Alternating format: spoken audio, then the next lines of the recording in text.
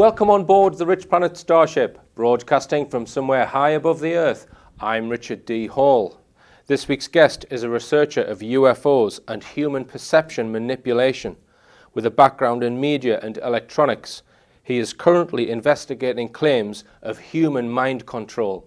So without further ado, let's activate the teleporter and get him beamed up onto the ship.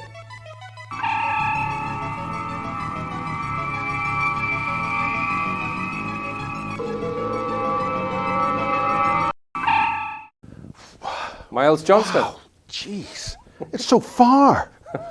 Oh, hello. Hello. Good How to are see you? God. It makes you cold out, you know. Really? I've seen the movies, you know, you get that bit of frostbite, you know, it's down to the molecular, well, you know what I mean. We'll get your record card sorted for you, Miles. Hello. Now, you've been investigating UFOs for 30 years, am I right? Wee bit longer than that, but we'll just leave it 30 years for the Okay. censors. All right. And you set up an organisation in Ireland, I believe. Yeah, we started the first UFO investigations a long time ago in the 70s. We called it the Irish UFO Research Centre. And we were the first people to do actually start doing proper UFO research. Right. And that led us to quite a lot of early stories in the 70s and Right. early on to the 80s. And we were closely affiliated with the Before organisation as it was then. Unfortunately, things have gone a bit, have changed since then. The British UFO That's the British UFO Research. Research Association, of which I Yeah. was the regional investigations coordinator for. Right. Now, some people think that Before were there to try and put cold water on UFO cases. I think that's been, I mean, without being too, I mean, a lot of good people in there, but it seems to be clear that there was a situation where there's a lot of information in and very little information out. But there's some people have now been able to start digitizing some of the records, and I'm in there in those early days. So Right. I was proud to be a contributor and to help wake up. And we ran a very good little organisation. We published a magazine called the Irish UFO News. Right. And so Now, forth. you spent your time during those years attending conferences, and you filmed a lot of the speakers and a lot of the Yeah. researchers. So you've got a vast archive of Yeah, people on essentially, camera. we recorded them on tape, audio tape, cassette at that time. But Yeah. as technology evolved, I started to record stuff. And the first stuff possibly was the Barry King material, which I published as basis. That was the first stuff, and Yeah. we will come on to Barry Yeah, King yeah. later in the interview. Now, one of your most impressive interviews was with Dr. Rowney Kilder, Yes. who was the Finnish chief medical officer. She was I believe. she's former chief medical officer of Finland. Mind control technology affecting our consciousness and microchips and the planned future for mankind. I had this this lecture in Charlottesville in Virginia in April, and it says here she's a Finnish best-selling author living in Norway, retired chief medical officer of North Finland, Lapland, with 3 medical specialities. Her biography is in American Who is Who in the World, Who is Who in Medicine and Healthcare, Who is Who in Science and Engineering. She's the first doctor to have published near-death experiences of children in '82 in the international bestseller There Is No Death. This book is in 6 languages. And is a fine lady and first-class character. And I have a friend in Norway who I'd been trying to get to see Rowney for a considerable length of time. And then one day I was talking to my Norwegian friend, and she says, "Do you want to talk to Rowney Kilder?" And just simply put the phone across the desk. And she lives right there in Norway where my friend was, so I was able to go and interview her in the winter time, and it was a wonderful experience, and she's a great lady.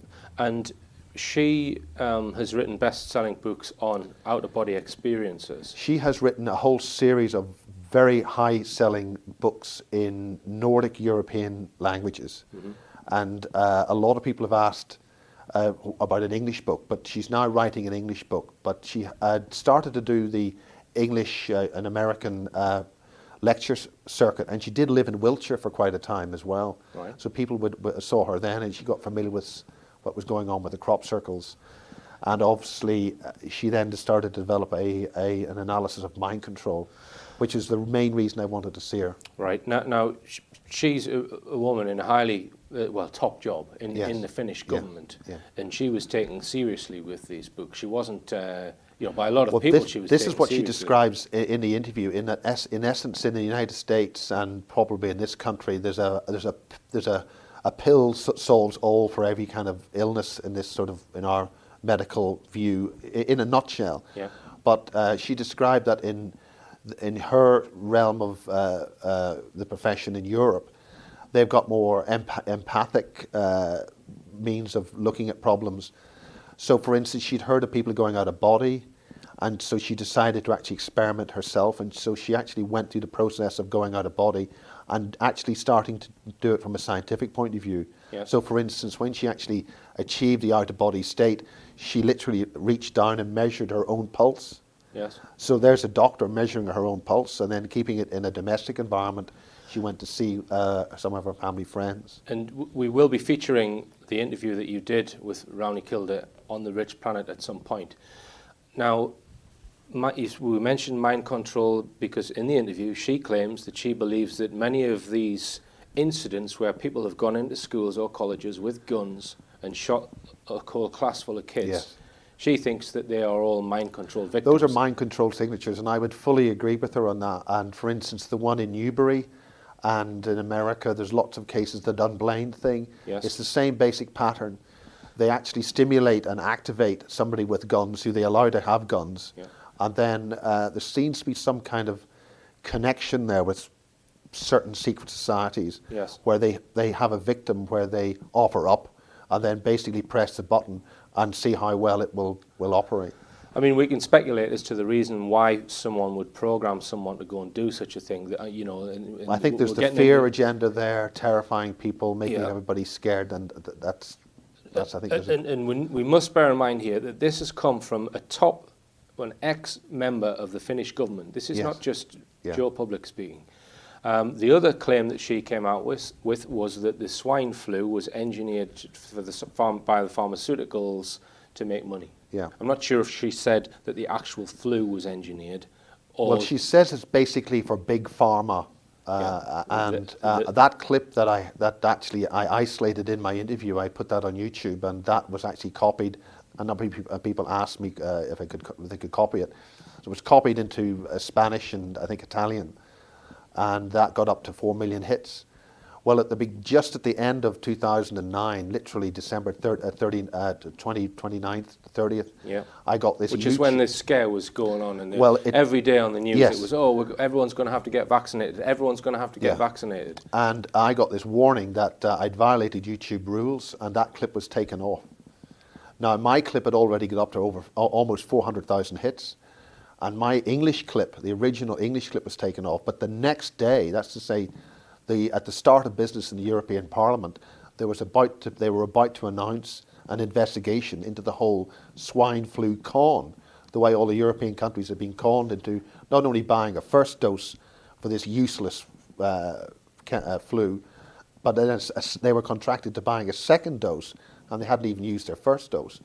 So my interview was taken off YouTube just before it was going to be official that there were some serious questions to ask about that. And, some people might think that it's sinister that pharmaceuticals would deliberately try and benefit from selling all of these, the injections.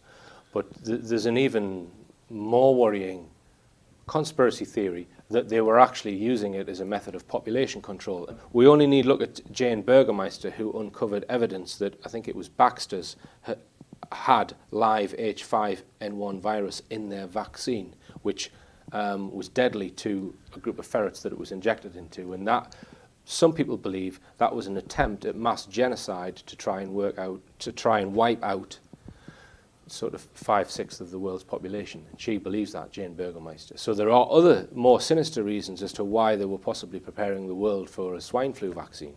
Well, this has been done before. I mean, the whole thing happened with President Ford. Mm-hmm. So they did the swine flu thing. They did exactly the same thing. They had the same kind of results where people started getting very sick. They had brain issues, very severe brain issues. And that all happened before. 1976, I think. Yes, and again, the same bunch of unsavory characters were involved with that. Yes. I mean, I did a talk at the time, in December 2009, and I covered the swine flu issue. And I actually approached my own local health authority and asked them to send an official there to be a spokesperson for the official view, because people were not trusting the vaccination that they were going to get. And my question was, how do people know that that's been tested properly? Can people go along and see it being tested? Well, the answer is no. It's sent by, under the auspices of the World Health Organization, and our governments have to trust what it is. But not only that, if the World Health Organization states that it's a matter of, I forget the language they use. Pandemic? Yeah, they have to follow the rules. Yeah, So, this is one of the things that Rowney managed to get changed. The relevant classification for the flu was dropped from a particular category. I don't want to mention the wrong category in case I've got it wrong, but essentially the category it was initially at demanded that it was compulsory that you took the vaccine. Well, she managed to get it changed so that it only became voluntary. And of course, as fewer and fewer people are actually suffering from this flu at the time, the more people suffering from the normal flu, that a lot of people began to get suspicious. Yeah. And of course, this is just a rerun of what they did with the bird flu, which Yeah. again was another complete farce.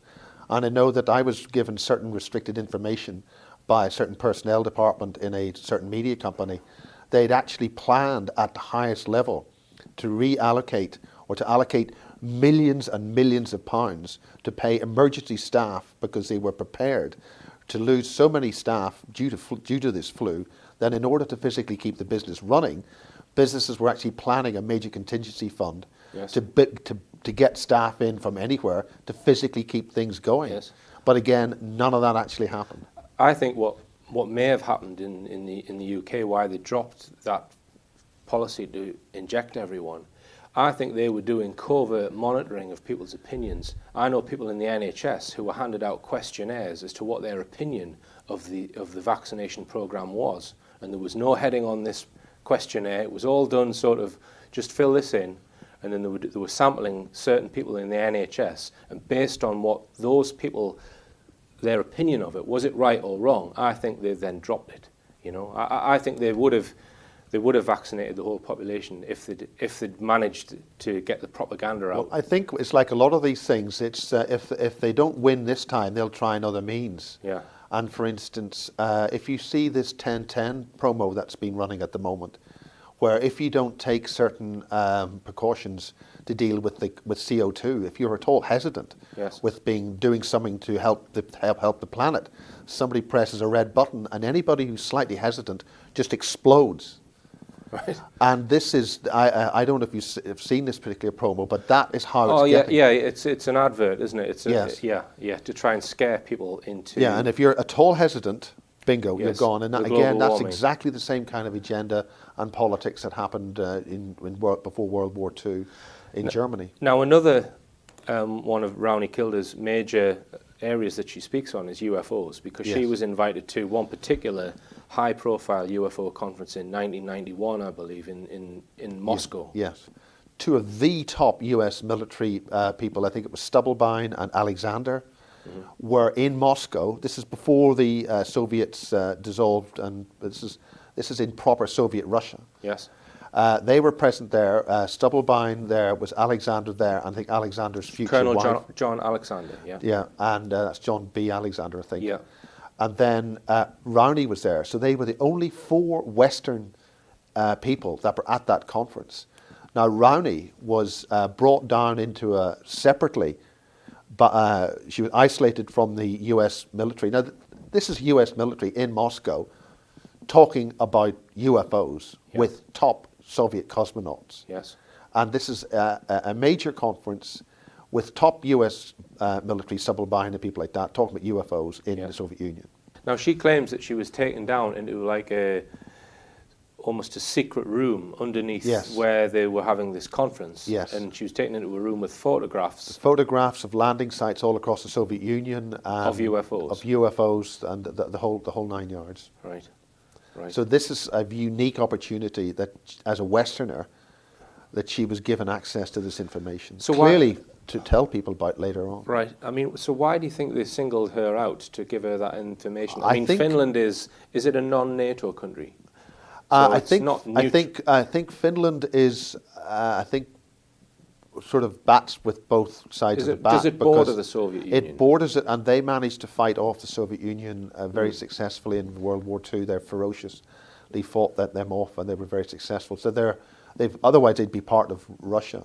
It makes you wonder why they showed her that particular room with those. That's a good question, and it's also a good question as to why she's with my friend as well. But there's a whole lot of questions there. I mean, your classic skeptic would say, oh, they were obviously performing a psyop on her by taking her down there. I mean, I don't know if she was performing a psyops, but certainly you don't introduce somebody Yeah. to that kind of data unless you expect them to react to it and talk to people about it. Yeah, and if we go sort of to the other side of the Atlantic, you've also interviewed American Bill Uhouse.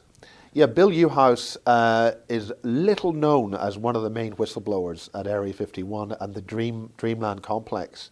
And I was very honoured to get to know Bill. He's a no-nonsense aeronautics engineer, and he was responsible for building and testing the simulators. Yes. So that the pilots could get used to the avionics systems in order to fly the man-made or the upgraded versions of the flying disc, so-called alien flying disc technology. Right. Now, Bill Uhouse is obviously... So this is when they're trying to back-engineer an alleged alien craft. We have to keep... He was there to build and test the avionics systems for flight control so that the human flight control systems would interface with the flying discs. Right. And the flying disc would actually be sitting there on like a pole to hold them down so that the disc would be able to completely maneuver in every angle of yaw but at the same time not actually physically take off. Right. So that was his job. His job was to interface essentially the ET control mechanisms or the whatever control mechanisms, because are we talking German flying saucers here again? Right. So Uhouse is clearly a Western, Eastern European name. And he wouldn't have had a need to know that it was a back-engineered ET craft, presumably. So how would he have actually... Uhouse worked with an ET called J-Rod. Right. And this is where we get... Is that in your interview with him? Yes. Does he come out with this claim? He comes out. And J-Rod is about... again, we're dealing with US military, or... He also mentions a lot of companies that are involved with this: Russian, French, British, Yes. I think Canadian, possibly Australian companies that are involved with these projects. He also he brought it back to World War II. And so we have an environment where we have ET or some kind of flying disc technology involving ETs from the World War II level, involving an awful lot of countries against Soviet Union, cooperating with the Americans on ET so-called technologies, even though publicly they're at war or potentially at war. All right, Miles. And this is at the test site, as he called it. He didn't actually say Area 51. It's at the test sites. Right. Okay. Well, big claims, and we're going to talk more about Bill Uhouse after the break.